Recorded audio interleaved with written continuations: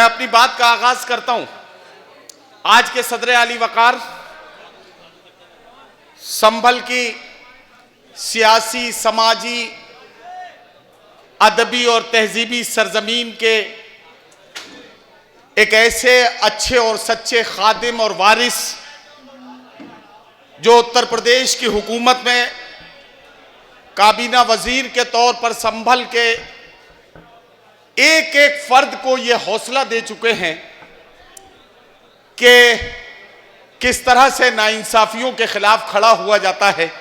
मोहतरम नवाब इकबाल महमूद साहब, आज के मेहमान खुसूसी साबिक काबीना वजीर उत्तर प्रदेश हुकूमत मोहतरम शाहिद मंजूर साहब, राज्यसभा में अपनी मुदल्लल गुफ्तगू और अपनी तकारीर से मुखालिफीन को भी मुतासिर करने वाली शख्सियत मोहतरम जावेद अली खान साहब,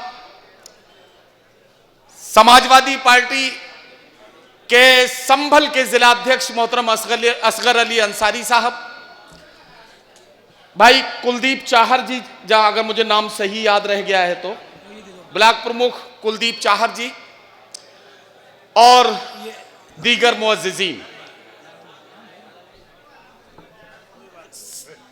सद्भावना कमेटी उत्तर प्रदेश के चेयरमैन भाई आजाद अहमद साहब, जनरल सेक्रेटरी यासिर सिद्दीकी साहब, और इस पूरे सफर में जिसमें इन तमाम शोरा ने ये अज़्म किया है कि उत्तर प्रदेश के कोने कोने में जाकर हम मोहब्बतों का पैगाम लोगों तक पहुंचाएंगे, इस सफर में हमारे सरबराह और हमारे सरपरस्त साबिक वजीर उत्तर प्रदेश हुकूमत मोहतरम मुनीर अहमद खान साहब, शोरा इकराम, और जहां तक मेरी नजर पहुंच रही है मेरे सामने बैठे हुए संभल के सभी मुअज्जिज बुजुर्गों, नौजवान साथियों, आप लोगों में से जितने लोग मुझे जानते पहचानते हैं वो मेरी आदत को जानते हैं। मैं चंद मिसरों से अपने मुशायरों के सफर का आगाज करता हूं और मुझे यकीन है कि यहीं से मुझे आपका साथ मिलेगा। खुदाबंदा मैं तेरे नाम से आगाज करता हूं, तेरा बंदा हूं, तेरी रहमतों पर नाज करता हूं। खुदाबंदा मैं तेरे नाम से आगाज करता हूं, तेरा बंदा हूं, तेरी रहमतों पर नाज करता हूं। फकत तेरी मदद और इस्तानत के भरोसे पर मुझे उड़ना नहीं आता मगर परवाज करता हूं। वाह वाह वाह वाह वाह। अभी मोहतरम नवाब साहब ने वो पूरी रुदात बताई कि किस तरह से शंकर कॉलेज में होने वाले इस बड़े मुशायरे को एक हॉल में किस तरह से तब्दील करना पड़ा। तो जब नवाब साहब ये बात बता रहे थे तो मैं सोच रहा था कि इसमें कोई नई बात नहीं है। नफरत करने वाले और मोहब्बत करने वाले एक तरह से नहीं सोच सकते हैं। रावण के मानने वाले और राम के मानने वाले एक तरह से नहीं सोच सकते हैं। हुसैन को चाहने वाले और यजीद को मानने वाले एक तरह से नहीं सोच सकते हैं। तोड़ने वाले और जोड़ने वाले एक तरह से नहीं सोच सकते हैं। लेकिन संभल के अच्छे लोगों, मैं अगर ईमानदारी के साथ एक बात आपसे कहूं तो वो बात यह है, मुझे कहने दें तो मैं ये बात कहूंगा। सबसे पहले तो नवाब साहब की आवाज में आवाज मिलाकर उन्हें यह बताना चाहता हूं और आप अपनी आवाज इसमें शामिल कीजिएगा और इसकी तायीद कीजिएगा। अब बचे हैं तुम्हारे दिन कितने, अब बचे हैं तुम्हारे दिन कितने, उंगलियों पर इन्हें शुमार करो। वाह। अब बचे हैं तुम्हारे दिन कितने, उंगलियों पर इन्हें शुमार करो। हैसियत अपनी जानने के लिए चंद दिन और इंतजार करो। वाह वाह नदीम भाई वाह। हैसियत अपनी जानने के लिए चंद दिन और इंतजार करो। हजरात गिरामी, मैं ये अर्ज कर रहा था कि आपकी जिम्मेदारियां इसलिए बढ़ गई हैं कि ये मुशायरा कुछ लोगों ने अपनी सियासी हरकत की वजह से यहां ट्रांसफर कराया, यहां होने पर आपको मजबूर कर दिया कि आप मुशायरे को हॉल में ले आए। आज आपको एक बात साबित करनी है, सद्भावना कमेटी की ये मुशायरों की सीरीज में अब तक हम मुशायरों को 1-1.5 बजे तक पूरी तरह से मुकम्मल कर देते थे। आज संभल में अगर आप मेरा साथ देने का वादा करें तो मैं उन लोगों तक ये आवाज पहुंचाना चाहता हूं कि जगह बदलवा सकते हो, हमारा हौसला नहीं बदल सकते हो, हमारा हौसला नहीं तोड़ सकते हो। आप वहां से वादा करें, आप अपनी हथेली ऐसे आगे बढ़ाएंगे, मैं अपने शायरों की तरफ से आपसे वादा करता हूं, हम अपना कलेजा निकालकर आपकी हथेली पर रखेंगे। यह कारनामा आज की रात किया जाएगा। क्या इसके लिए आप हमारा साथ देने के लिए तैयार हैं? तैयार है? चलिए साहब, देखेंगे। आज यही देखना है कि आप कितने तैयार हैं। मुश्किल कोई आन पड़ी तो घबराने से क्या होगा, जीने की तरकीब निकालो मर जाने से क्या होगा, सब मिलकर आवाज उठाएं तो कुछ चांद पे रौब पड़े, मैं तन्हा जुगनू हूं मेरे चिल्लाने से क्या होगा। बुजुर्गों और साथियों, ये जो मुशायरा है यह आम मुशायरे से थोड़ा सा हटके है, अलग है, थोड़ा इसका मकसद अलग है। यह मुशायरा उन मुशायरों की तरह नहीं है जिस तरह के बड़े मुशायरों में आप शरीक होते रहे हैं। इस मुशायरे का एक मकसद है जिसके तहत हम आपके दरबार में हाजिर हुए हैं। मैं आपको बताना चाहता हूं कि इस मुशायरे का मकसद क्या है, उसे 2-3 मिनट में मैं आप तक पहुंचाना चाहता हूं। आज हम आपके पास इसलिए आए हैं कि नफरतों की बुनियाद पर इस मुल्क की सियासत पर कब्जा करने की साजिश पिछले 6-7 साल से मुल्क में चल रही है। मजहबों को आपस में लड़ाया जा रहा है और सिर्फ इसलिए लड़ाया जा रहा है कि आप अपने हुकूक का सवाल न कर सकें, आप अपनी परेशानियों को उनके सामने न बता सकें, आपकी परेशानियों के बारे में उन्हें बात न करनी पड़े, इसलिए सिर्फ हिंदू मुस्लिम की बात की जा रही है। संभल के लोगों, अगर मुझे इजाजत दें तो मैं आपको इस मुशायरे का मकसद बताना चाहता हूं, और वो मकसद ये है कि चरागों के सफर में दबदबा हो आंधियों का तो फिर अंजाम जुल्मत के सिवा कुछ भी नहीं है। ये दुनिया नफरतों के आखिरी स्टेज में है, इलाज इसका मोहब्बत के सिवा कुछ भी नहीं है। वाह नदीम भाई, वाह वाह, क्या कहने, वाह। ये दुनिया नफरतों की आखिरी स्टेज में है, इलाज इसका मोहब्बत के सिवा कुछ भी नहीं है। और यह बात मैं ऐसे ही नहीं कह रहा हूं, इसका एक मकसद है, इसकी एक वजह है। यह बात इसलिए कही जा रही है कि यह हमारा प्यारा वतन हिंदुस्तान, इसकी मिट्टी की तासीर यह है कि यह बहुत देर तक नफरतों के माहौल को बर्दाश्त नहीं कर सकती। जिस तरह खौलते हुए पानी के नीचे से अगर आप आग को हटा लें तो वो खौलता हुआ पानी भी धीरे धीरे अपने आप को ठंडा करना शुरू कर देता है, उसी तरह से इस मुल्क की मिट्टी की तासीर यह है कि जैसे ही आप नफरतों के माहौल से इस सरजमीन को बाहर निकालेंगे, नफरतों के माहौल से थोड़ी सी फुर्सत मिलेगी, ये मिट्टी फिर से मोहब्बतों का गहवारा बन जाएगी। ये इस सरजमीन का कमाल है। इसीलिए तो इकबाल ने कहा था, सारे जहां से अच्छा हिंदोस्तां हमारा, हम बुलबुलें हैं इसकी, ये गुलसिता हमारा। लेकिन आज सियासी मौका है एक ऐसा कि जिसमें आप अगले 2 महीने में अपने सूबे में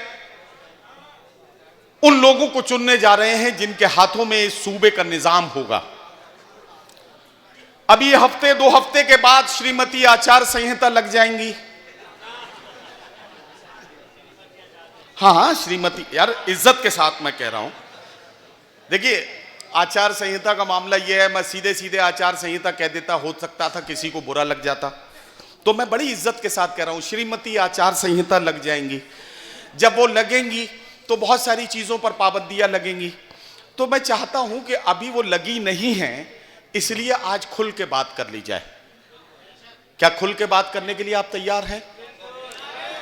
मैं आपको बताना चाहता हूं कि जैसे जैसे चुनाव करीब आएगा, वो जो ये कह रहे थे कि हमारे कीर्तन में खलल पड़ेगा, उनके यहां से कुछ टोलियां निकलेंगी, वो गांव गांव जाकर लोगों को समझाएंगी करे बेवकूफो, तुम कहां किस चक्कर में पड़े हो। हम इस देश को हिंदू राष्ट्र बनाना चाहते हैं। अगर हिंदू राष्ट्र बन गया तो वो जो नवाब साहब की कोठी देख रहे हो ना, वो कुछ दिनों के बाद तुम्हारी हो जाएगी।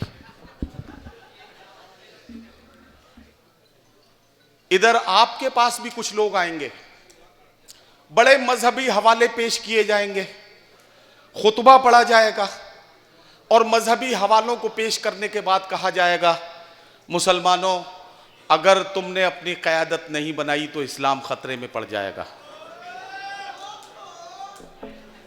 बगैर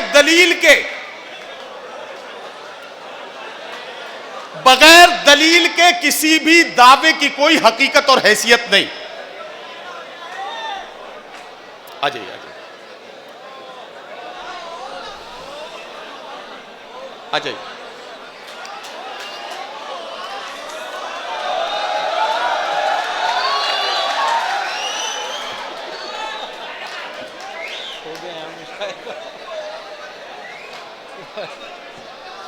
हो गया यहाँ मुशायरा।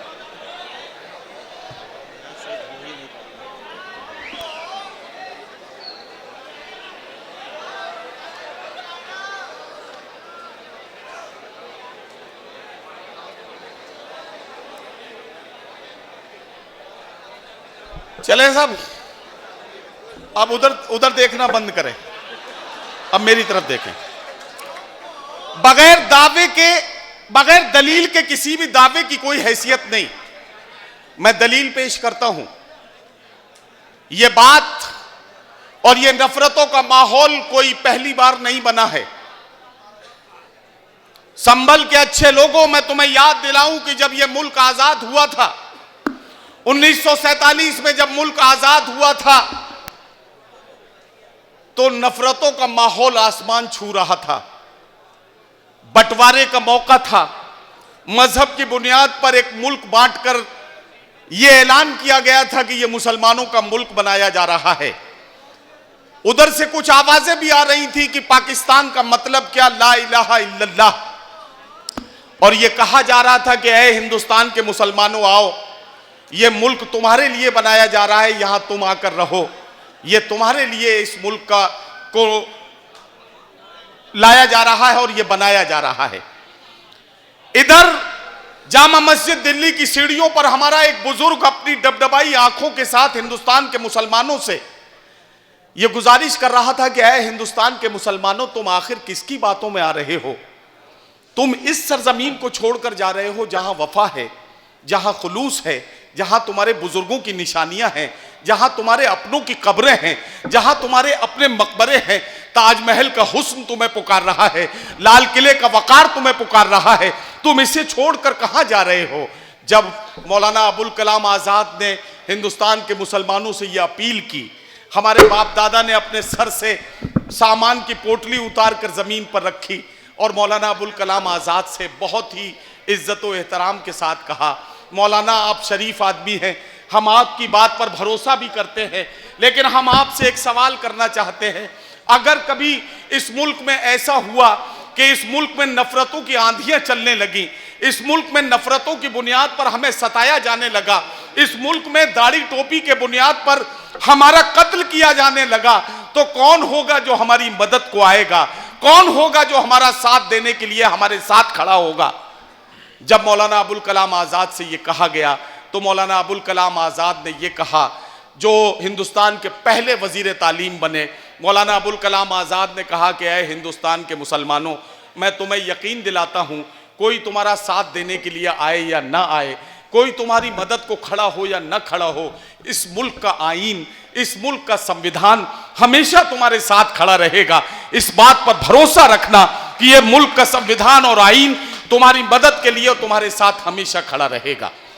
इसका मतलब यह नहीं है, इंसाफ का कत्ल होते भी हमने इन्हीं आंखों से देखा है, लेकिन हम फिर भी नाउम्मीद नहीं हैं, क्योंकि हमारा मानना यह है कि हर मसरत भी वही, गम भी वही देता है, धूप और छांव के मौसम भी वही देता है, जख्म लगते ही नहीं उसकी इजाजत के बगैर, और फिर जख्मों को मरहम भी वही देता है। जख्म लगते ही नहीं उसकी इजाजत के बगैर, और फिर जख्मों को मरहम भी वही देता है। हजरात गिरामी, हमारी तरफ तंज के तीर उछालने वालों से बड़े अदब के साथ ये कहना चाहता हूं कि हमने उस वक्त भी उन आवाजों को नहीं सुना था जो मजहब के बुनियाद पर हमें बुला रही थी। हमने उस वक्त भी जिन आवाजों पर भरोसा किया था वो महात्मा गांधी की आवाज थी, वो सरदार पटेल की आवाज थी, वो जवाहरलाल नेहरू की आवाज थी, जिन पर हमने भरोसा किया था। आज भी मैं आपसे कहने आया हूं कि हम जिस शख्स की हिमायत के लिए आपसे कहने आए हैं वो मुसलमान नहीं है, वो सर पर टोपी नहीं पहनता, वो मस्जिद में जाके नमाज नहीं पढ़ता, वो रोजा नहीं रखता, वो मुसलमानों वाला कोई काम नहीं करता। लेकिन एक बात पर मेरे यकीन रखना, बहुत करीब से हमने उस शख्स को देखा है, उसके सीने में जो धड़कता हुआ दिल है, उस दिल में सभी धर्मों के लिए सम्मान है, सभी जात बिरादरियों के लिए इज्जत और एहतराम है। यही वजह है कि हम मोहतरम अखिलेश यादव जी की हिमायत के लिए अपने तमाम तर शेड्यूल को इधर उधर करने के बाद एक एक शहर में, एक एक जिले में जाने का हमने अज़्म किया, और यही सद्भावना कमेटी की कोशिश है। इस कोशिश में हम कहां तक कामयाब होंगे हमें नहीं पता। कुछ लोगों ने तंज किया कि ये चंद शायर क्या समझते हैं ये पूरे सूबे के हालात बदल देंगे। मैं उन्हें बताना चाहता हूं, जंगल में आग लगी, आग की लपटें आसमान को छू रही थी, बड़े बड़े तीस मार खां, बड़े बड़े बहादुर जानवर अपनी जान बचा के भाग रहे थे।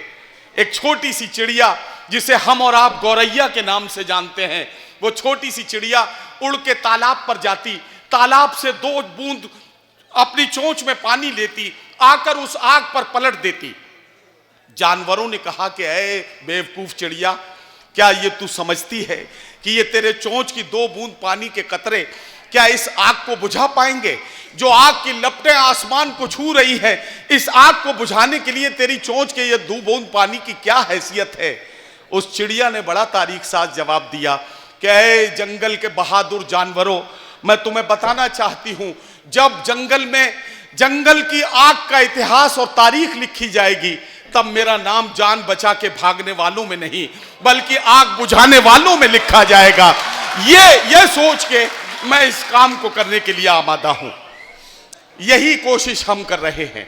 हमें नहीं मालूम कि हम पूरे सूबे में कुछ कर पाएंगे या नहीं कर पाएंगे, लेकिन हमें मालूम है कि जब ये कहा जाएगा कि इस सूबे में नफरतों की नाम पर सियासत की जा रही थी, उस वक्त हमारा नाम मोहब्बतों की सियासत के लिए अपना ताउन पेश करने वाले शायरों में किया जाएगा।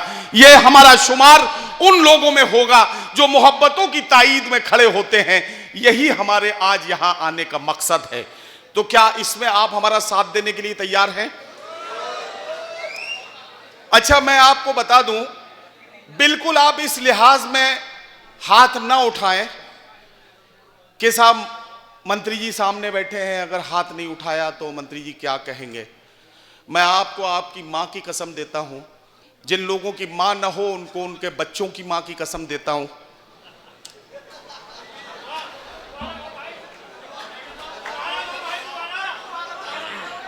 नहीं, देखो दोबारा के चक्कर में मत रहो, एक बार में ही बात को समझना है। तो मैं आपसे ये कहना चाहता हूं कि बिल्कुल इस बात का लिहाज ना करें कि ये जो सामने बैठे हैं जावेद भाई और ये सब लोग, ये आपके बारे में क्या सोचेंगे। ईमानदारी के साथ बताइएगा, क्या आप भी यही महसूस करते हैं कि इस सूबे में अगर अच्छे लोगों को आगे लाना है तो मोहब्बतों का माहौल बनाना होगा? ऐसा आप सोचते हैं? तो यकीन रखिए, आग को आग से नहीं बुझाया जा सकता है। आग को बुझाने के लिए पानी की जरूरत पड़ती है। मोहब्बतों को, नफरतों से नहीं मिटाया जा सकता है।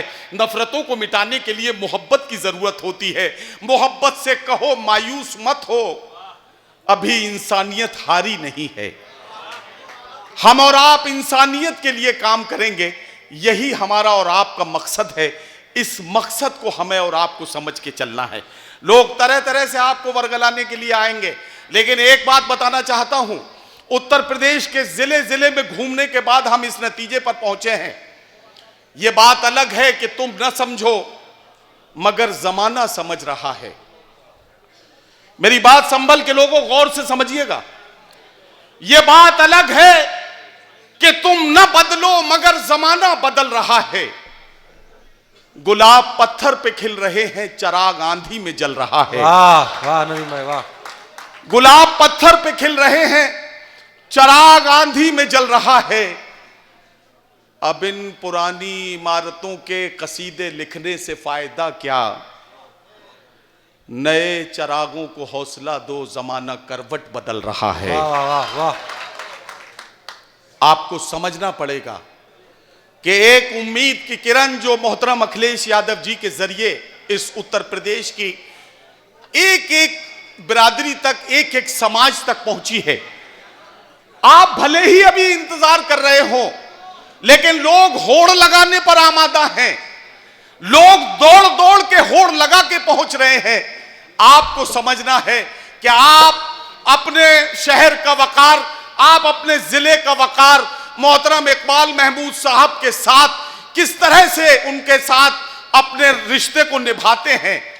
अगर संभल कर फैसला नहीं लिया तो याद रखिएगा कि ये आज की वक्त की जो कोशिश है, ये कोशिश नाकाम हो जाएगी। बात को खत्म करता हूं।